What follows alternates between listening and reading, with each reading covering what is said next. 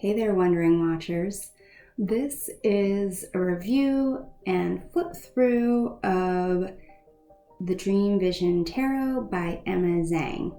It's not an unboxing because I've had this for several months, but I do have all the stretch goal rewards from the Kickstarter campaign, and I did want to do a review on this because what caught my attention was these vibrant colors. The close-up flip through will go through each of the cards and show you the beautiful silver holographic edges on the cards. One thing I do want to note, it's pretty interesting, is that the creator came up with the images for the cards through dreams and meditation from, I believe, their spirit guide. So I think it's an interesting concept, and I'd be interested to hear if you have any experiences with this deck that maybe are a little bit more vivid, perhaps getting into your dreams or so. So we'll go ahead and do the close-up flip through, and I will also do a tarot reading to find out the current energies of this deck. Here's a close-up of the stretch goal rewards that were reached as part of the Kickstarter campaign. Here you have this matte sticker. There are 3 in all. And they're basically the some designs that you see in the deck. For example, this sticker right here is the center of the deck, the eye in the center of the deck. Here's the box just for reference, so you can see. You get a eyeball sticker.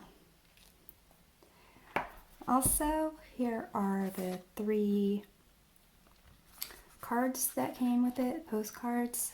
Now, this particular image, I don't think I've seen in the deck. So, perhaps just some other inspiration by the creator.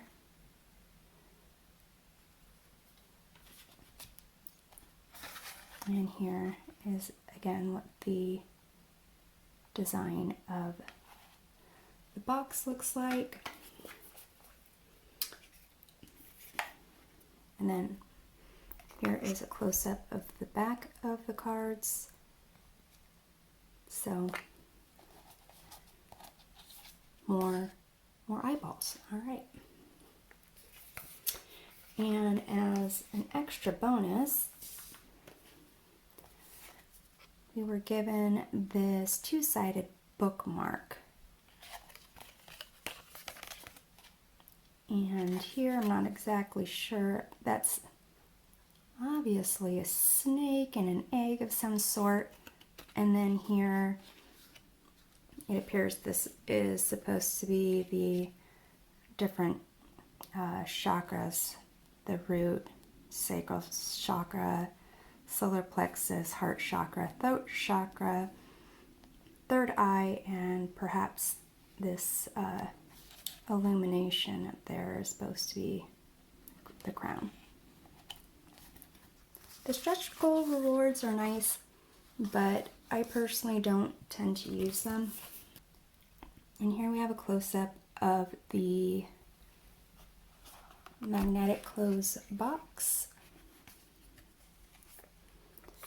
On the inside here, it's a little hard to see. There's a hand here and some text. It says, "We fully awaken when we sleep. Close your eyes and see. Let your dreams be your guide. Begin from within." Okay, so inside the box here, you can see the design from one of the stickers on the interior. you have this little ribbon here, light blue ribbon to pop out the deck. And on the sides, there's a couple of designs. Again, the hand. And on the back here, it says Dream Vision Tarot. Enter the ethereal universe of Dream Vision Tarot, illustrated by Emma Zhang. Awaken your inner knowing with 78 cards designed to unlock your visionary power. Meet the cosmic forces alive inside.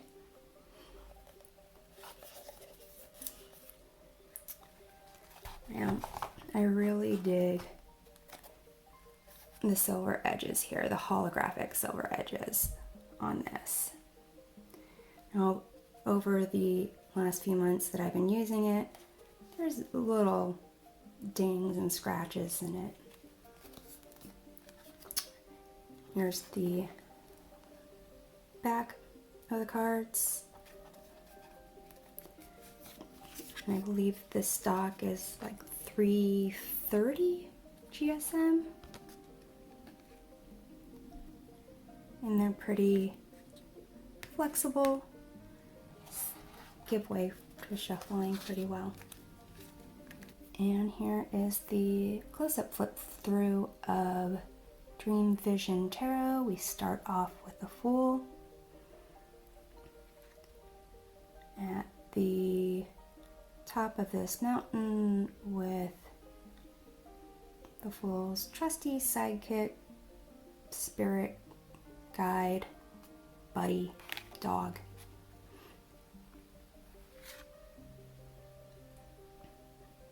The Magician, the High Priestess. Here you don't see the scroll laid out, but I presume that's what's in the High Priestess hand. The Empress, that looks to be with child. Here's the power couple, the Emperor and the Empress.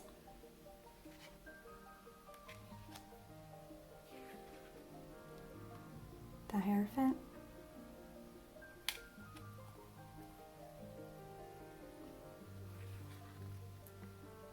The Twins, or the Lovers in some other decks. I believe there was a change to this in the last minute. I don't recall what it was before. Here's the Chariot. Strength card. And you can see, it looks like there's like constellations in these cards correspond with a particular major arcana card. Here's the Hermit.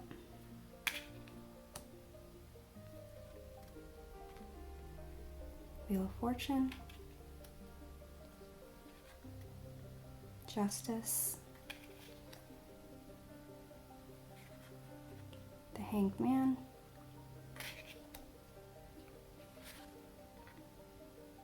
Here's the Death card.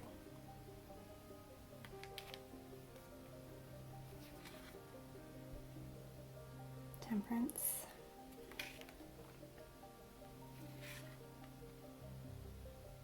The Devil.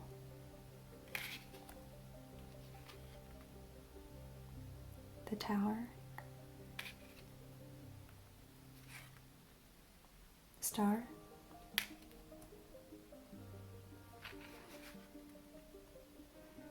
The Moon. Now, this card is really, really dark, and you can barely see down here where it says the Moon. It looks like there's supposed to be a reflection of the Moon down here. I'm not sure if it was intended to be this dark, but you can't hardly see even the number 18 in the upper right hand corner here. I'm thinking it wasn't supposed to be this dark, and I can already see here scratches and dents in the cards. The Sun, Judgment, the World. Here we are at the Ace of Wands,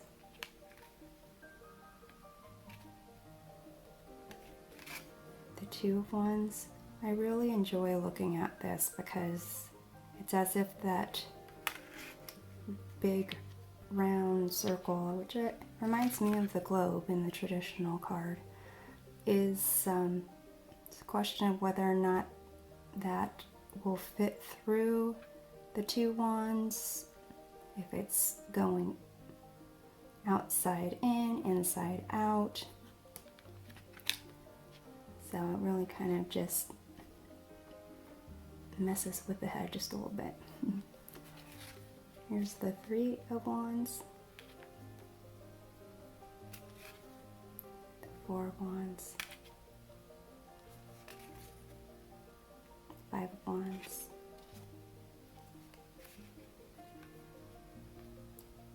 and the Six of Wands. And it's almost as if those wands are, you know, holding the hand up. Kind of reminds me of like when you go to class and you raise your hand to speak in class and you don't really want to raise your hand, and these wands are kind of pushing the hand upwards. Even here it's almost as if this wand is pushing that pinky upwards. Seven of Wands, Eight of Wands, Nine of Wands, and it almost looks like that wrist is really bent as far as it can go. I don't think I could bend my wrist further back than that. And here you have the Ten of Wands, Page of Wands, the Knight of Wands, Queen of Wands and her kitty cat,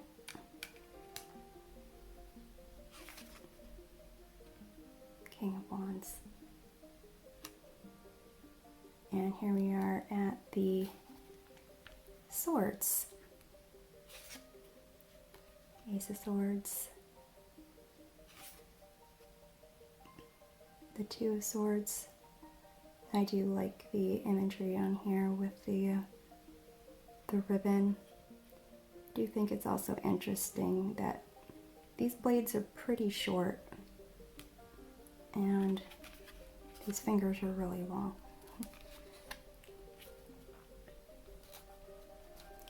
You have the Three of Swords here.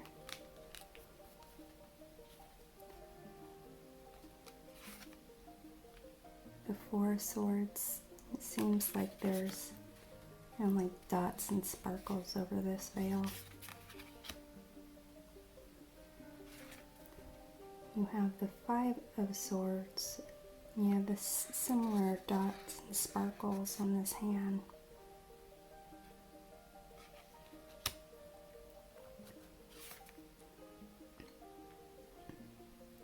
Six of Swords,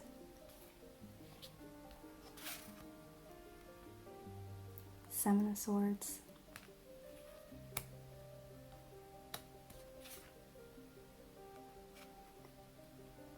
Eight of Swords. So I think it's interesting that for the Eight of Swords they don't show a face here, similar to the Two of Swords that has like a blindfold or a ribbon on. You see the hands and a circle around these hands.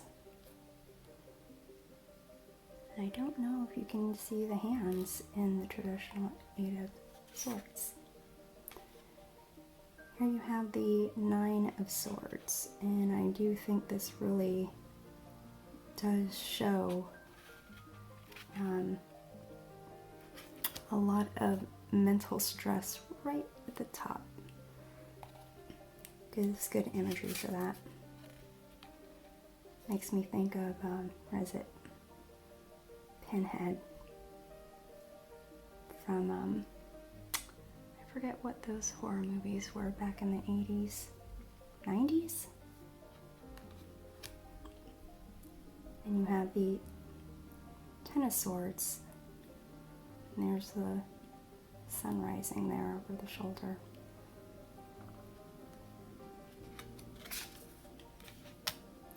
Page of Swords. Knight of Swords. Queen of Swords. I think it's interesting how the swords here are kind of pointing out, unlike the Nine of Swords where the tips are pointing inwards. And then you have the Queen kind of fingering the tip of this really big sword, which is kind of short and fat compared to the King of Swords, the sword that the King has between the hands there.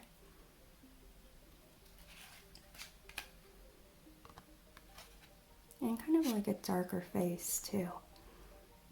And it gives the idea that the Queen of Swords is more approachable than the King of Swords. And here we are at the Cups, Ace of Cups, Two of Cups,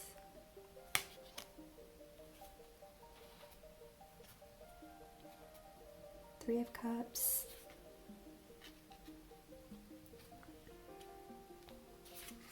Four of Cups. This person does look kind of hungover, doesn't look meditating.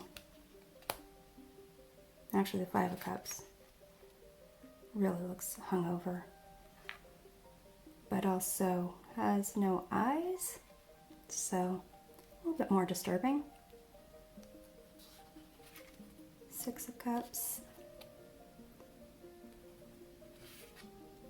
Seven of Cups,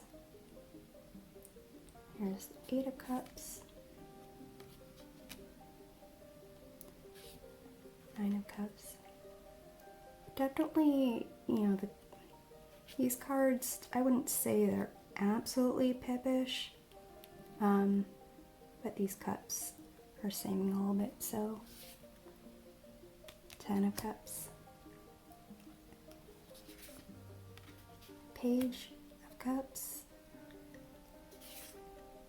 Knight of Cups, Queen of Cups, and the King of Cups.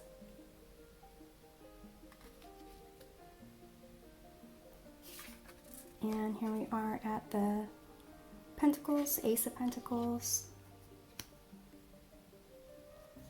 Two of Pentacles, Three of Pentacles, Four of Pentacles, Five of Pentacles,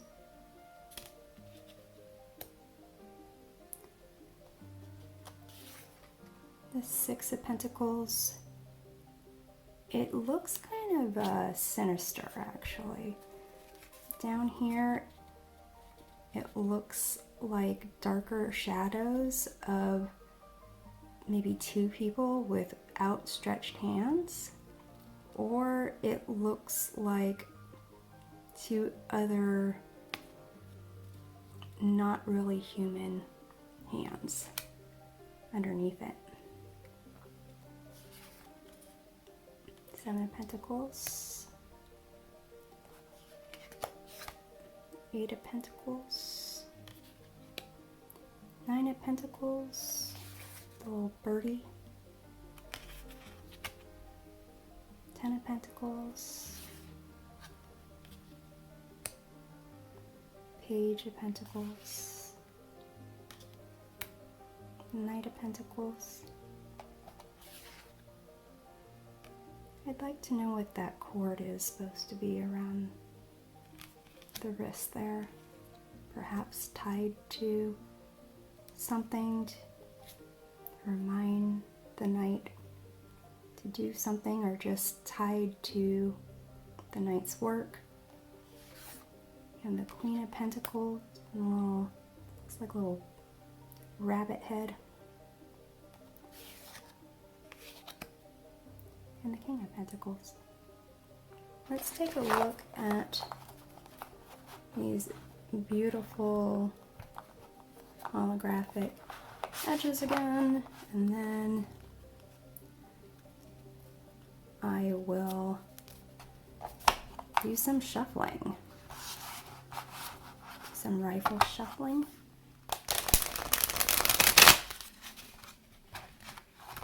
And they're still not super bendable, but good enough to get a decent shuffle into it. Then in terms of, the stack shuffling, and if you prefer the fold-in method,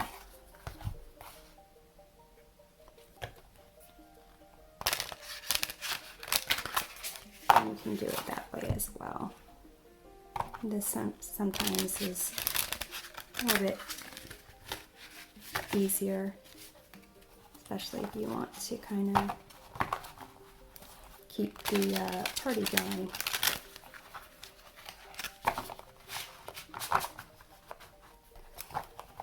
Next, I'll do a tarot reading to see the current energies of this deck. The deck is 70 by 120 millimeters, which is roughly 2.7 by 4.7 inches. I'm going to be asking the deck about its current energies, its current strength, current limitations, what it hopes I've learned so far in using this deck, and a card in this deck that I should have a deeper understanding of. So let's get into this deck's current energy.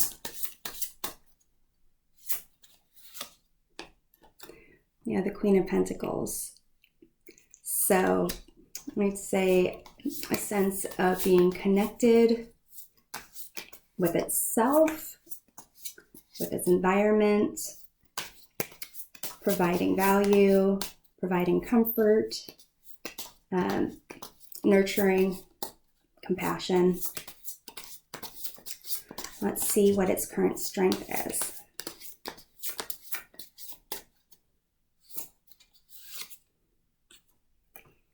Wheel of Fortune.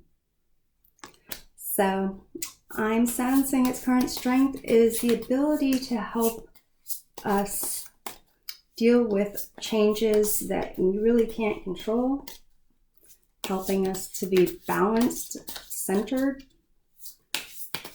as the Wheel of Fortune keeps on turning. So let's see what this deck's current limitation is. Has the Ten of Pentacles. So I would say that it's pretty much going to be starting over. It's at the height, the completion of bringing value and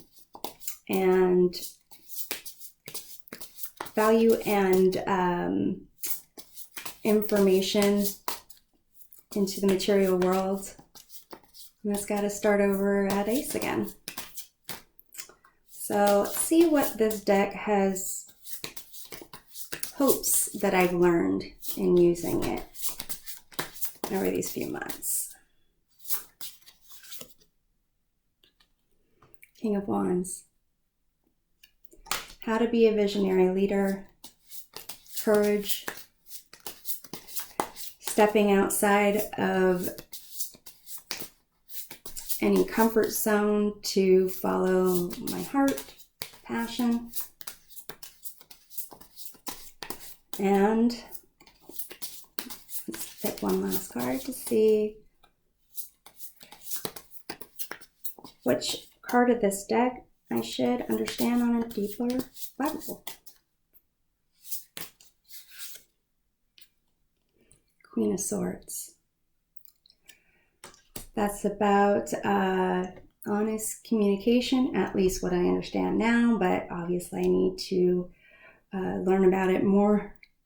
But I take the Queen of Swords to be similar to the Justice card.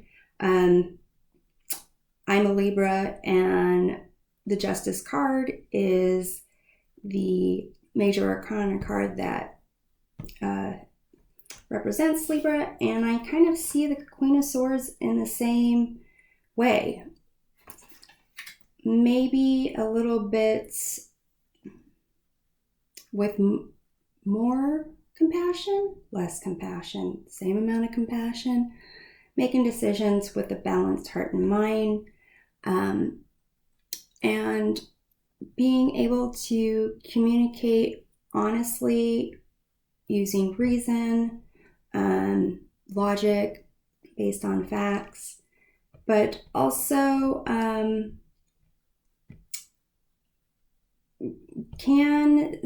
pretty much says what they think, not necessarily thinking about the consequences or being concerned about the consequences, because it's rooted in honesty and communication, honest communication, and the intention that the information itself should be used for a functional purpose,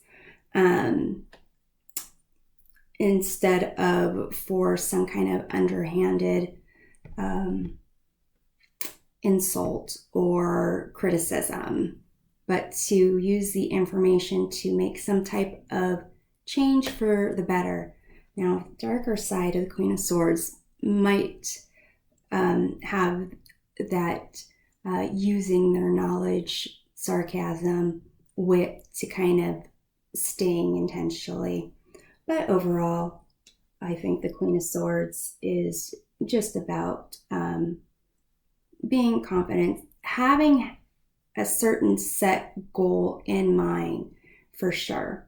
But if you have other views on how to see the Queen of Swords, I'd be happy to hear about it. And your overall interpretation of these cards for the tarot reading of Dream Vision Tarot. I'm hoping this provides helpful insight on this deck, which I understand you can purchase from Etsy right now for, I think it's $69 perhaps?